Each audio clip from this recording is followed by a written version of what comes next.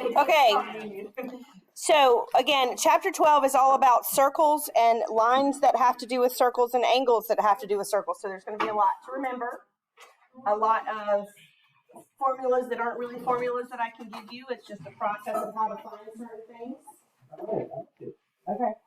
The first one we're going to talk about is a tangent, and a tangent is a line that touches a circle in one point. So imagine a circle is going to touch your at one point. It's not going to go through the circle. It's going to be touching the outside of the circle. Probably.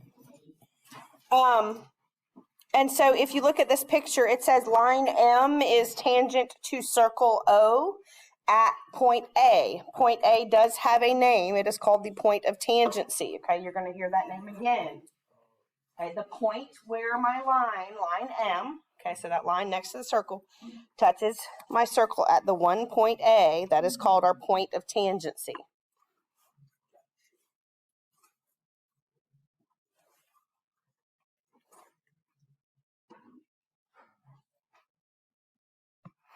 So we're going to learn a couple of theorems today having to do with tangent lines.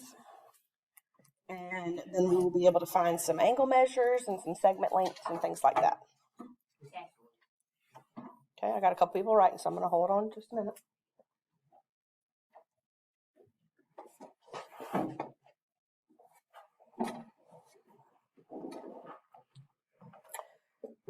So while we're waiting, I don't think they're going to print a copy of it. All right. If I can get this to move. All right, here we go.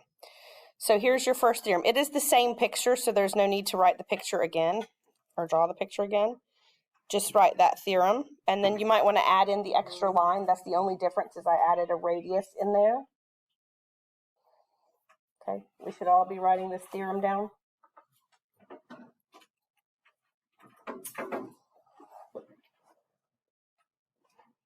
The theorem says a radius that goes from the center to the edge, drawn to the point of tangency, is perpendicular to the tangent line. A radius drawn to the point of tangency is perpendicular to the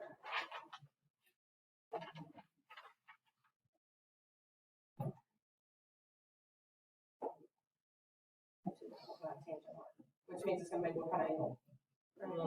90. A 90-degree angle, yes.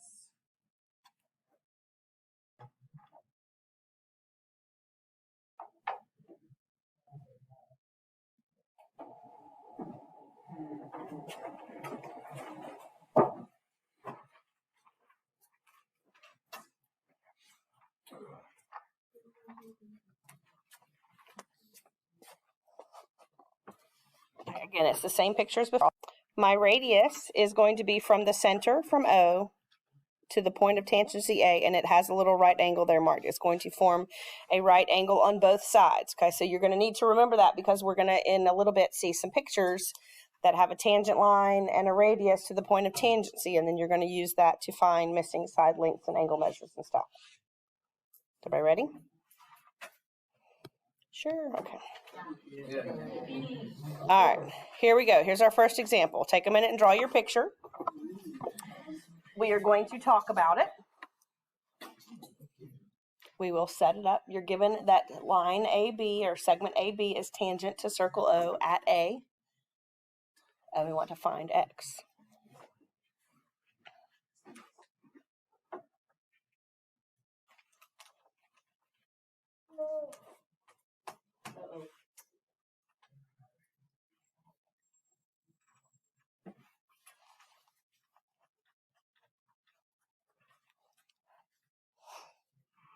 Okay, we have a circle, we have a radius, and we have a couple of other lines. One of those is a tangent line. What shape are those lines making? Triangle. A triangle, okay. And more specifically, what kind of triangle would this be if OA is touching at the point of tangency? A right triangle, with my right angle being here? I don't know that. I don't know enough to know that it would be a 30, 60, 90. what I do know is when I have a right triangle and I'm looking for one of the side lengths, I can do the, okay. So let's look, what is the length of this side? 5. Okay, so that's 5 squared. Plus my other side that's not the hypotenuse is called x, so that's going to be x squared. Here's my question. What's the length of that side? 8. No. Oh, it's 13. Where did you get 13 from? Because I did 8 plus 5. Where did you get 5 from? The radius. Okay. So if you pay attention, okay, look at this. This is where it sometimes gets tricky. This whole line, we need to know the length of it. This 8 is on the outside of the circle, and there are no lines or arrows showing me that it's the length of the whole thing. So that 8 is just going to be the length of this part right here. Okay? But we know that in a circle, if one radius has a length of 5, then the radius anywhere in the circle also has a length of 5. So what is this blue piece that's still highlighted from O to the edge of the circle? That is a radius, isn't it? So that's 5. So that's where we would get 13 from. Does that make sense? Okay. And then we can finish this out by solving our Pythagorean theorem. But you have to be careful. If they wanted that 8 to be the whole side, they would draw the arrows or something to let you know that it was the length of the whole segment. Or either they would say segment OB has a length of 8. But if they put it right there outside of the circle, then that's just from the edge of the circle to the other point there. Everybody okay with that? Yes. All right, so yes. How do you know it was a right triangle? Because of the theorem that we just learned. It says, it tells us up here that AB is tangent. I'm not trying to cross out. It says AB is tangent to O at point A. This radius touches point A, which the theorem we just talked about says it was perpendicular to the tangent line. So it's always going to be point A. It's as long as the radius touches the point of tangency, then yes.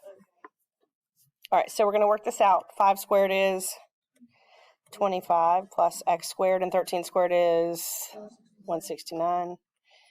And we subtract our 25. If you remember, this is one of our triples. 5, what, and 13? And what's the square root of 144? 12. Okay, these can get a little tricky depending on what is the unknown part here. You just have to pay attention to what you have and what you need. Is everybody okay there? Yeah. All righty.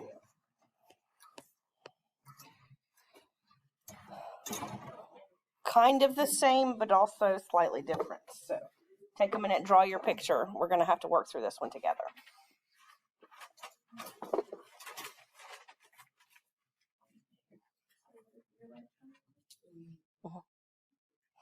See how it says AB is tangent to circle O at A?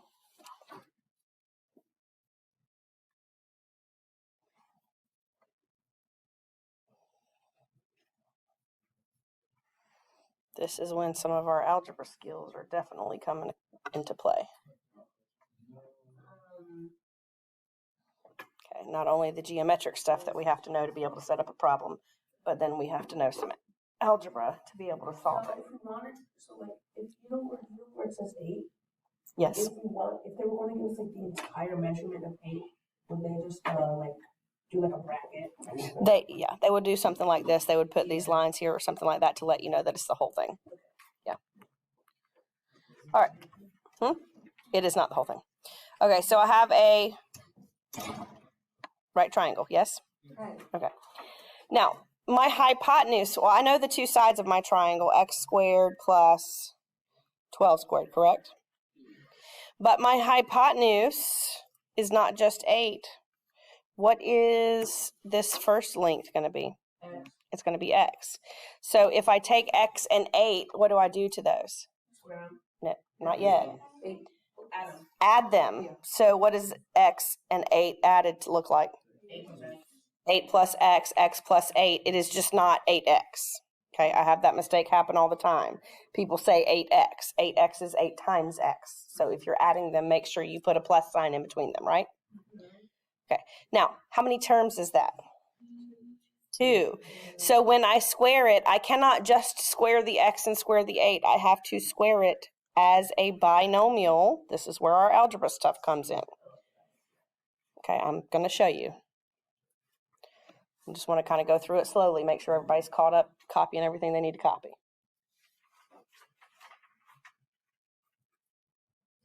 Yes? Maybe? No? Are we ready to keep going with that algebra equation? Okay. So what I'm going to do is my x squared is going to stay here. And 12 squared we know is 144. In order to square the x plus 8 in parentheses,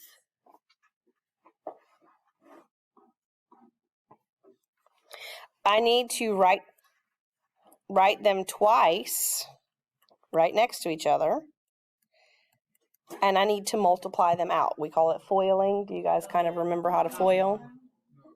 No? Okay, here's what you do. Are you ready to watch? Yeah? Okay.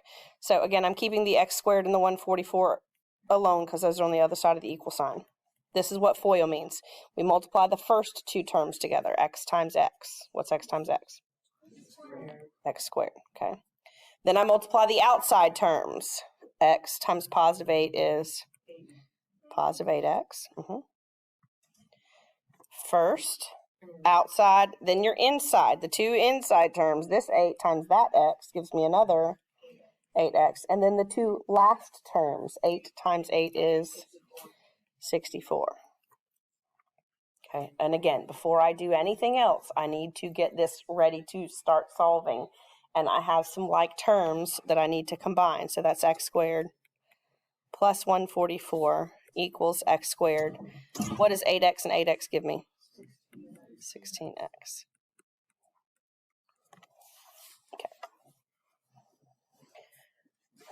Now, I don't know how much you remember about algebra, but usually when you have an equation that involves an x squared and you're trying to solve for x, you're going to have to factor. And in order to factor, you've got to get the equation equal to 0. But what happens is, do you notice how we have an x squared on the left side of our equation and we also have an x squared on the right side of our equation?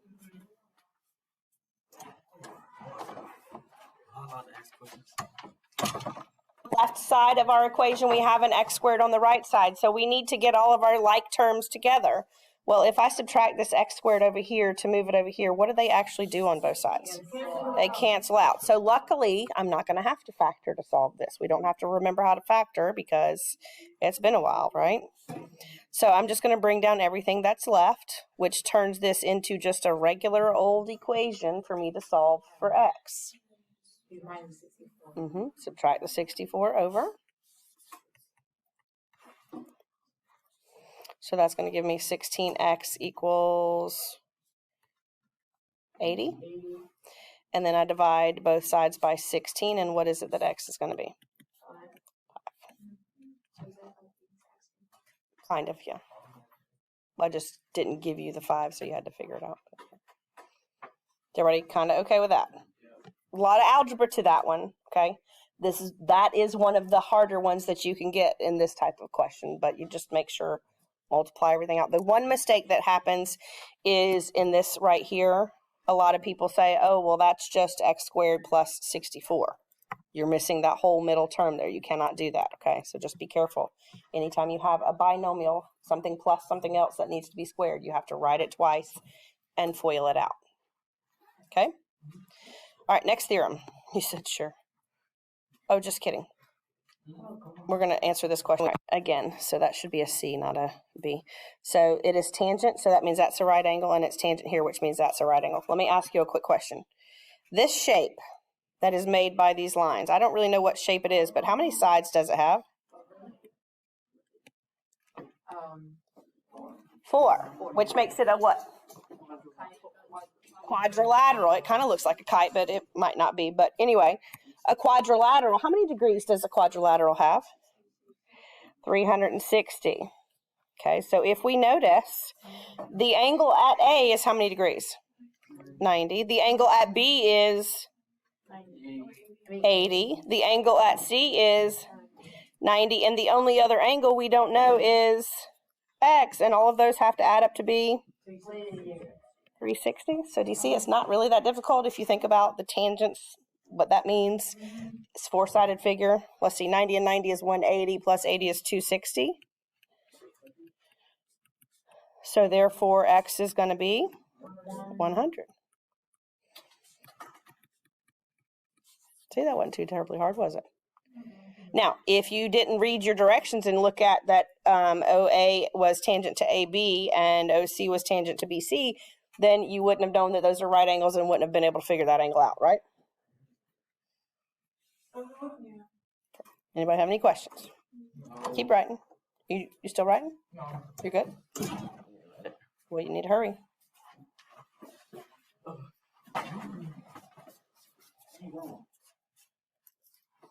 This thing is.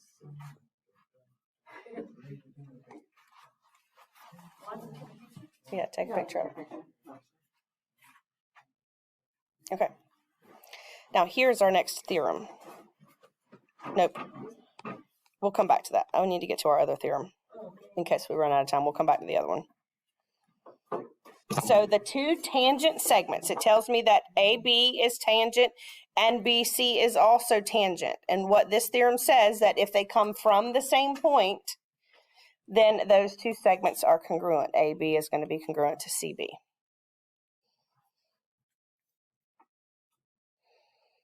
That looks like a what? What's the picture look like? I was thinking an ice cream cone. Okay.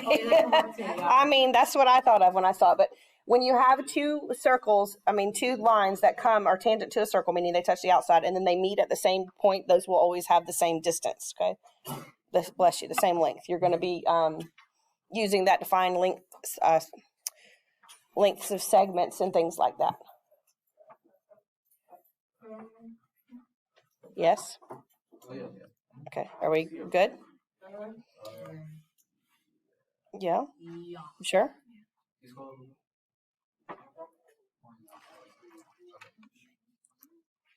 So the tangent lines only intersect at one point? Yes.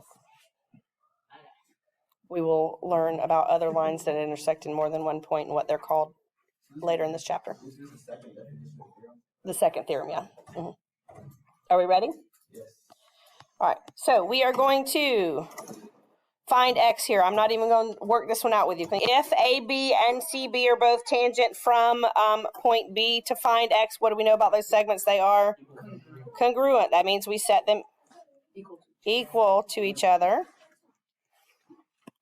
Okay, this is a basic algebraic equation. It doesn't have all the x squareds that we were dealing with earlier. And when I solve, I get x equals 8. Do we see how that works? No, not yet. We're going to go back and do 4 and 5 here in just a few minutes, but I think I have at least one more example I want you to see with this.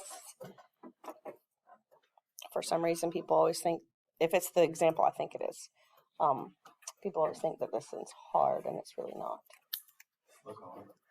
It's not hard. All right, ready? Aha. Draw that picture. Are we ready? Okay.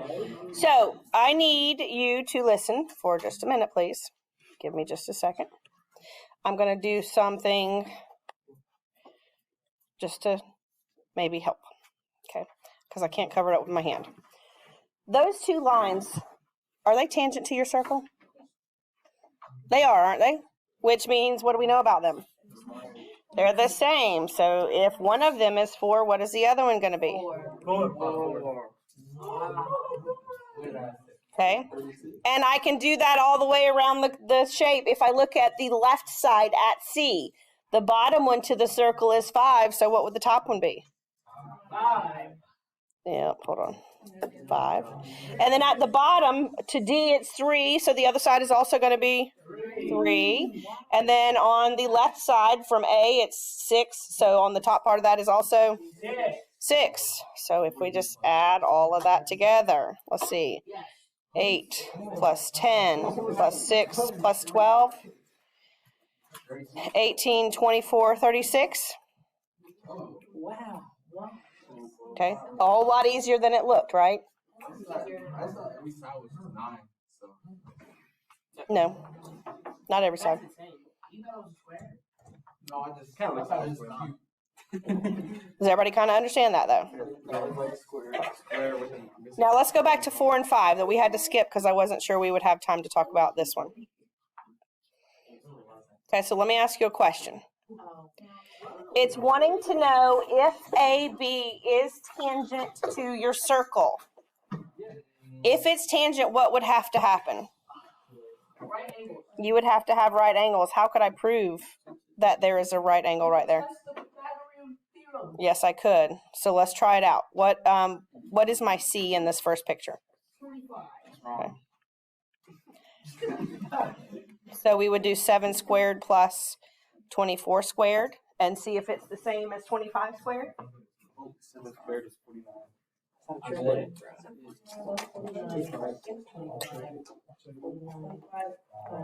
All right, so 7 squared is what, 49?